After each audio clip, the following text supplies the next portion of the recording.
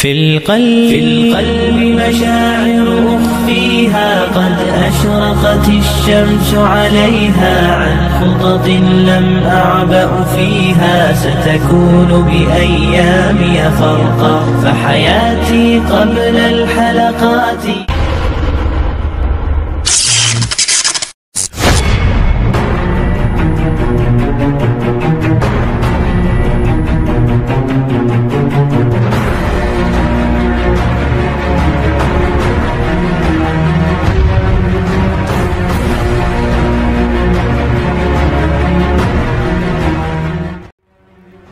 Assalamualaikum warahmatullahi wabarakatuh.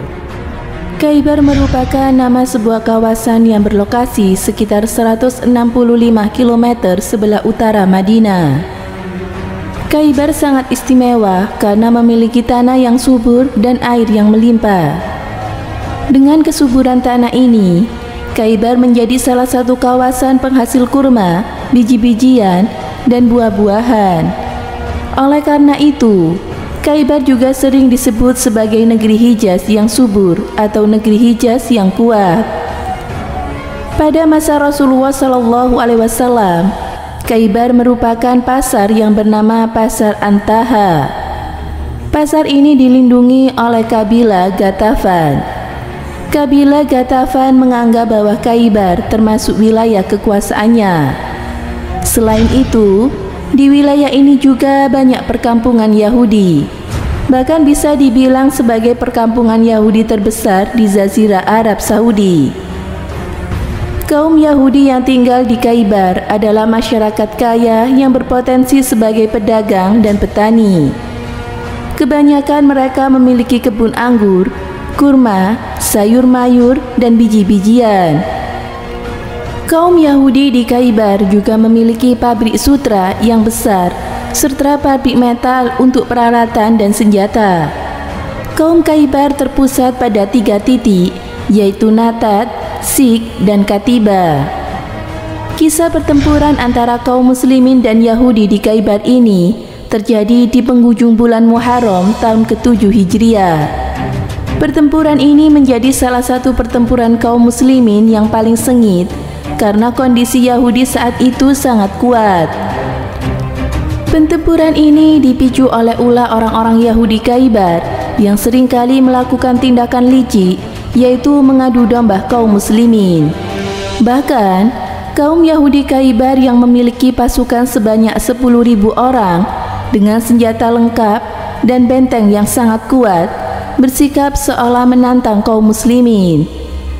Menghadapi kondisi tersebut, Rasulullah SAW memutuskan untuk mempersiapkan pasukan dan berangkat ke Khaybar.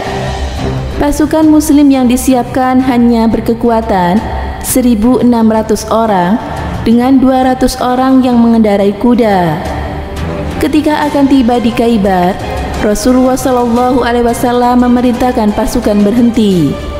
Di tempat ini, beliau berdoa kepada Allah Subhanahu wa Ta'ala, "Wahai Tuhan langit dan segala yang ada di bawahnya, Tuhan 7 lapis bumi dan segala yang ada di atasnya, Tuhan setan-setan dan segala yang menyesatkan, serta Tuhan angin dan segala yang berterbangan.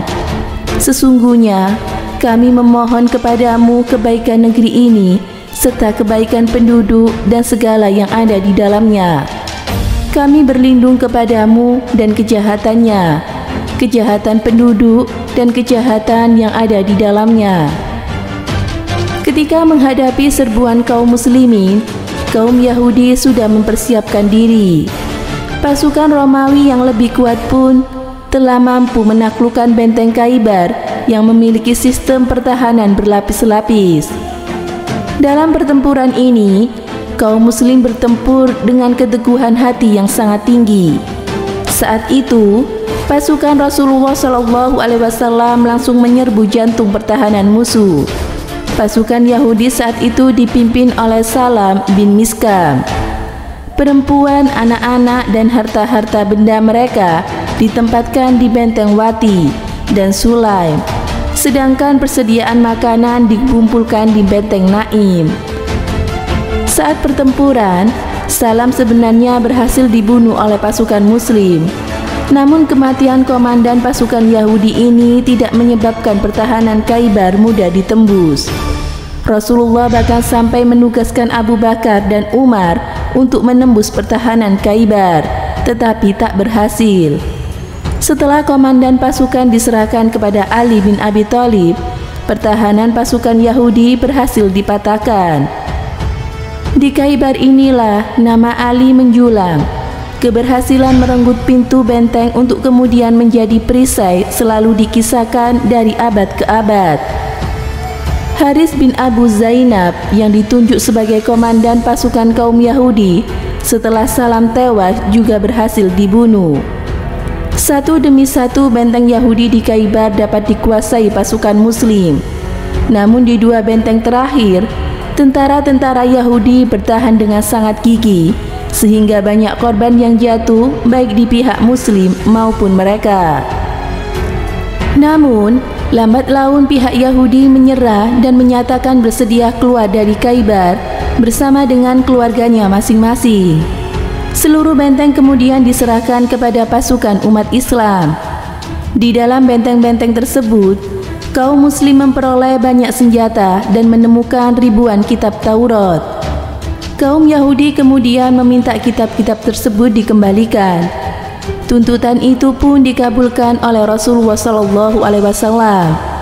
Bahkan, Rasulullah juga memerintahkan pasukan untuk tetap melindungi warga Yahudi dan seluruh kekayaannya selama dalam perjalanan keluar Khaybar.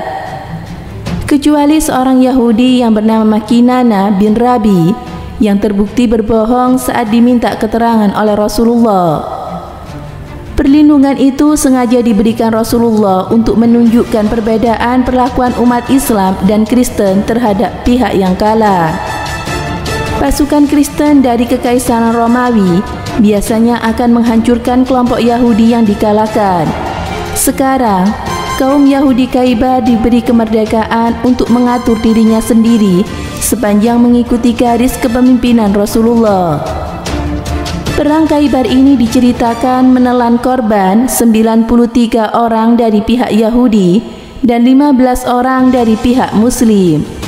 Rasulullah pun sempat tinggal beberapa lama di Khaybar.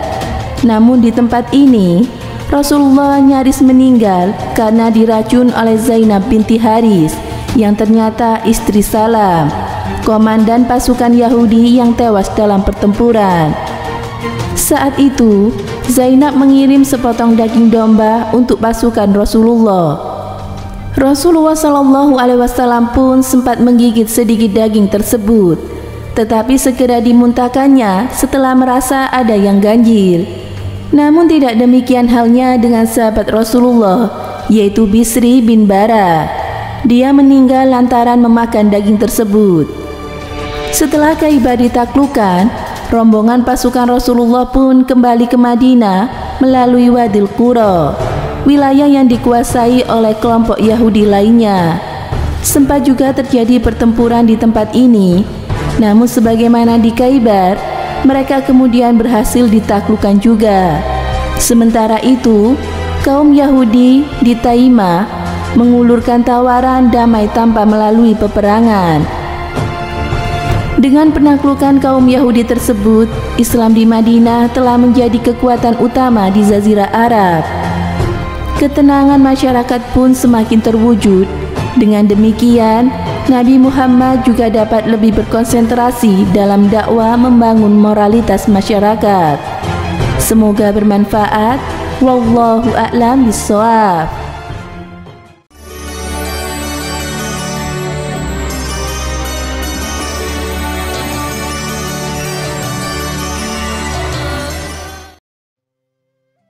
Assalamualaikum warahmatullahi wabarakatuh.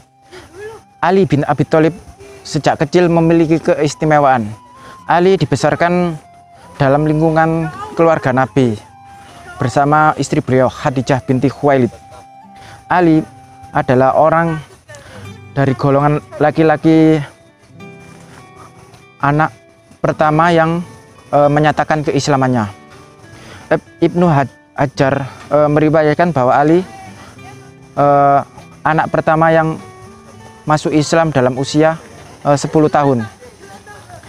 Perubahan drastis ditunjukkan Ali bin Abi Thalib setelah Rasulullah wafat. Beliau sebelumnya ahli dalam berperang dan memainkan pedang dalam membela berjihad di jalan Allah. Maka setelah Rasulullah wafat, Ali menjadi orang yang berbeda dari biasanya.